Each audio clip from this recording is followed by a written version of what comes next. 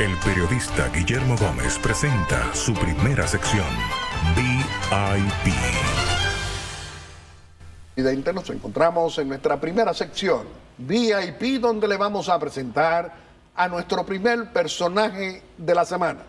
Nos acompaña como nuestro invitado el doctor Andrés L. Mateo, un destacado académico, escritor, poeta, pero ante todo un hombre público que defiende el fortalecimiento de la democracia y la libertad en la República Dominicana.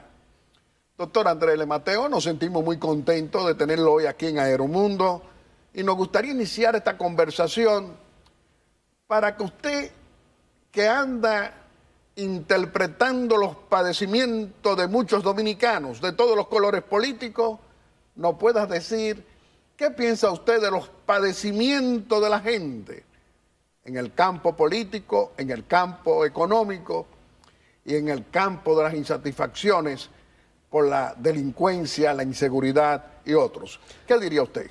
Bueno, muchísimas gracias por invitarme a tu programa. Siempre yo estoy muy contento cuando vengo a este programa por la amplitud de las posibilidades que le dan a uno para analizar los problemas políticos y sociales de este país.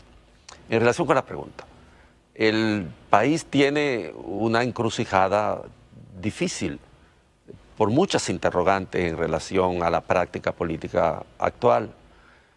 En el sentido económico no hay movilidad social. Nosotros, una de las desgracias que se derivan del modelo económico que hay en la República Dominicana es que es una sociedad sin movilidad social. Nosotros en 20 años no hemos podido cambiar la estratificación social. Un 2%, solo un 2% de la población ha tenido capacidad de movilidad en 20 años en este país, lo que quiere decir que es una sociedad estancada. Luego está la crisis económica, que es real, es una crisis que no puede ser negada, un gobierno y un modelo económico que no tiene capacidad de reproducir la riqueza en el orden en que la demanda la organización social, un presupuesto deficitario, permanentemente acomodado a lo que constituye el flujo de la deuda pública, cuyo incremento es totalmente insostenible. Vamos más allá del 52.1 del Producto Interno Bruto, lo que quiere decir que es una situación preocupante. Por menos de eso, por ejemplo, crisis como la de Grecia o la de Portugal o como la de Puerto Rico hicieron estallar toda la acumulación del confort histórico que ese tipo de sociedades habían alcanzado. Nosotros estamos en ese nivel. Por otra parte, el nivel de corrupción. Estamos en el top de 10 de los grandes países cuyo régimen propician la corrupción de manera natural. Tanto así que en el caso de la República Dominicana, hay que decir que vivimos un fenómeno inusitado, no frecuente en el mundo americano, que ha conocido la corrupción. La corrupción casi nace con la deformación de la formación del Estado-Nación en el continente hispanoamericano, por la conjunción de lo político con lo económico, por las características de las oligarquías, que son oligarquías petrificadas en la historia del continente, pero nunca se había visto la corrupción como una política de Estado. Y en la República Dominicana esa es la desgracia, que la corrupción es una política de Estado, que hay ministros, que hay directores generales, que hay políticos de coyuntura que tienen empresas desde dentro del Estado y cuya función esencial es robarse, hacer esa acción de los fondos públicos, porque la política de Estado en este país propicia la corrupción como uno de sus elementos fundamentales.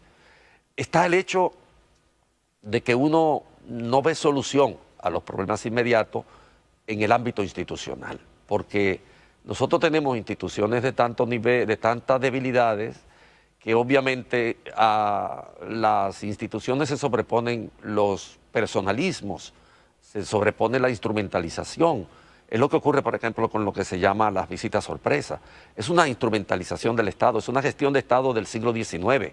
No tiene nada que ver con lo que es el Estado moderno, con lo que es la visión moderna de la sociedad. En una palabra, es un país situado en una situación particularmente difícil. Doctor Andrés L. Mateo, usted es un académico, un intelectual liberal y para muchos hasta un hombre progresista y también un defensor de todas las clases sociales. Estamos hablando con un hombre público que es usted, que defiende el voto de los dominicanos, es decir, concurrir a las urnas para elegir a quien decida la voluntad popular, que es el pueblo, como presidente de la República. Ahora nos estamos dando cuenta que la Marcha Verde, que usted, yo puedo decir, uno de los líderes de la Marcha Verde, nos encontramos con voceros de la Marcha Verde, de la izquierda revolucionaria de siempre, diciendo que ahora hay que hacerle un juicio político al presidente, que hay que sacarlo del poder, en otra palabra, no hay que darle vuelta. Cuando los dominicanos y las dominicanas que marchamos verde, todas las clases sociales, no estamos de acuerdo todos con esa posición, sino que esa izquierda revolucionaria venga a buscar a través de los votos y llegar al poder. Y la clase media que quiere un cambio político, que no la representan ellos, también llegar al poder. El gran triunfo de esa Marcha Verde, que usted es uno de sus líderes, ha sido poder aglutinar la pluralidad política. Ahora quieren que estemos patrocinando un cambio de gobierno ahora. ¿Qué piensa usted? Bueno, Marcha Verde es un movimiento social temático. Los movimientos sociales tienen un conjunto de definiciones que se adhieren a las características que asumen. Un movimiento social temático es un movimiento social que asume un elemento esencial en el desenvolvimiento y se puede convertir o no en un fenómeno de tipo social y político. Hay movimientos sociales, por ejemplo, ese movimiento social que se da en Europa a partir de Indignaos, aquel manifiesto de un intelectual de casi 90 años que se cuestiona sobre la pérdida del estado de confort que después de la Segunda Guerra Mundial pudieron alcanzar en el mundo europeo. Eso fue un estallido, pero era un movimiento social no temático, sino que incorporaba toda una serie de factores políticos, sociales, económicos, etc. De ahí surgió, por ejemplo, el grupo Podemos en la cultura política actual española, y surgió también Ciudadanos, uno un poco más de izquierda, el otro un representante de la tradición de derecha, pero con modalidades diferentes al Partido Popular, por ejemplo, en el caso español. También hubo en Francia, en Estados Unidos incluso, los indignados tuvieron una presencia como movimiento social. El nuestro es un movimiento social temático. Marcha Verde, su característica es la pluralidad. Y la pluralidad supone que esté un sector de la izquierda, un sector de la derecha, supone que esté una bigarrada presencia del espectro político, social y económico de la nación. Eso es lo que tiene que seguir siendo Marcha Verde.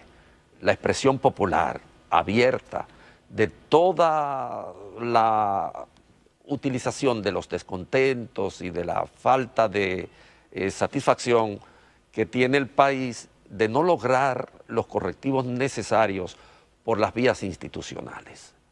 El predicamento, cualquier predicamento que se dé en el seno de un movimiento social de este tipo, tiene que ser entendido en el sentido de las características grupales, generales, que ese movimiento adopta. Marcha Verde es un movimiento social temático, repito. Su tema esencial es la lucha contra la corrupción y la impunidad, que no es cualquier cosa, porque en la historia política y social de la República Dominicana, la corrupción tiene una importancia extraordinaria en todo lo que constituye la deformación del aparato institucional del país. Por la corrupción por la ambición de continuidad en el poder, se ha deformado todo el aparato político de la nación.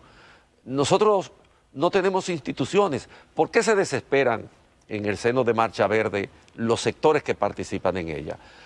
Pues que Marcha Verde ha estremecido el país de arriba a abajo y el gobierno no tiene ninguna reacción en relación con lo que Marcha Verde pide, con lo que exige. Tanto así que con la marcha del millón quisieron ocultarla. ¿Tú no te recuerdas que hubo falsa portada en todos los periódicos del país y hubo un aparataje mediático destinado a esfumar el impacto que la marcha del millón tuvo? Pero ahora vamos a derrocar lo que está. No. Vamos a cambiar lo que está por el estallido social. Vamos a caminar como Marcha Verde con la división, es decir, con clase media que no la representan los revolucionarios progresistas, pero tampoco la clase media quiere no estar dentro de esa pluralidad política para protestar pacíficamente. Vamos a patrocinar la violencia en estos tiempos en que tenemos que fortalecer los votos. La época de las revoluciones de características violentas en las sociedades del mundo americano, yo pienso que no es esta, ¿no? Ahora, ¿qué es lo que ocurre?